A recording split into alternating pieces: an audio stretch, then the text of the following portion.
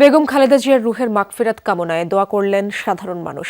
তার প্রতি শ্রদ্ধা জানাতে আজ বিভিন্ন স্থান থেকে জিয়া উদ্যানের সমাধিস্থলে আসেন অনেকে।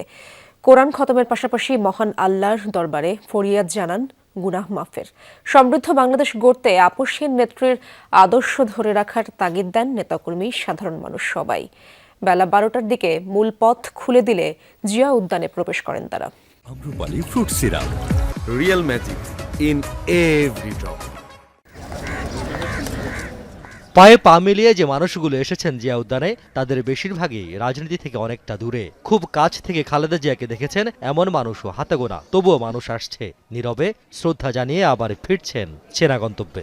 দীর্ঘ আন্দোলন সংগ্রাম, যিনি আজকে একটা ক্যারিসমেটিক জননন্দিত নেত্রী, এই মহাদেশে এমন নেত্রী আর হয় নাই। আল্লাহর কাছে একটা জিনিসই চাই যে আল্লাহ অনেক ধৈর্য এই মহিলারা দিছে, আমাদের ভিতরে যেন ওনার ধৈর্য দিয়ে দেয়। উনি ছেলে মেয়ে নিয়ে, হাজবেন্ড নিয়ে বহুত ত্যাগ স্বীকার করছে এই বাংলাদেশ থেকে। দেশ বাঁচাও, মানুষ বাঁচাও, এই স্লোগানটা ওনার মুখ থেকে এসেছেন। আমরা জানি না এই ধরনের একজন নেত্রী আমরা পাবো কিনা, জানি না। দেশপ্রেমিক পরিবার, বন্ধু বান্ধব নিয়ে আসছেন অনেকে। কেউ কেউ দুদিন ধরে ঢাকায়, শুধু একবার কাছ থেকে শ্রদ্ধা জানানোর আশায়। পঞ্চগড় থেকে চট্টগ্রাম, খুলনা থেকে সিলেট, কোথা থেকে আসেনি মানুষ। একটি সমৃদ্ধ দেশ গড়তে যে জনপদে মাইলের পর মাইল ছুটেছেন খালেদা জিয়া, তার রুহের মাগফিরাত কামনায় দলমতের ঊর্ধ্বে উঠে আসছেন সেই জনপদের মানুষ।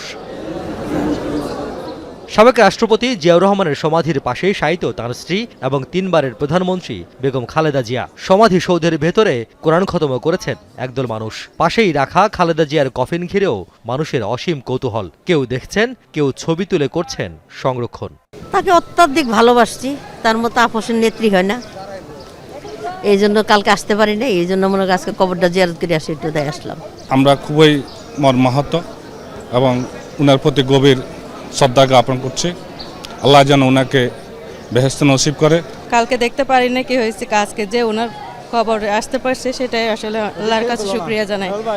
কাকডাকা ভোর থেকেই কবর জিয়ারতের অপেক্ষায় ছিল দলীয় নেতাকর্মী ও সাধারণ মানুষ। অনুমতি না মেলায় অনেকেই মূল সড়ক থেকে ফিরে যান। সমাধি উন্মুক্ত করার খানিক আগে জিয়ারত করতে যান সাবেক স্বরাষ্ট্র প্রতিমন্ত্রী এবং বিএনপি নেতা লুৎফুজ্জামান বাবর।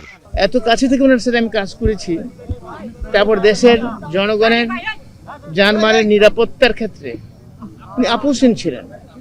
যখন আমি যা চেয়েছি নির্দেশে তাই উনি আমাকে দিয়ে দিয়েছেন। আমি বলছি যেটা করার জন্য আপনারা দেখেছেন যে র্যাব গঠনের ব্যাপারে, এবং র্যাবকে কিন্তু তখন রাজনৈতিকভাবে একদিনের জন্য, 1 ঘন্টার জন্য আমরা ব্যবহার করি না। বেলা যত গড়িয়েছে, মানুষের স্রোত বড় হয়েছে সমাধি অভিমুখে। রিয়াজ রায়হান, যমুনা নিউজ, ঢাকা।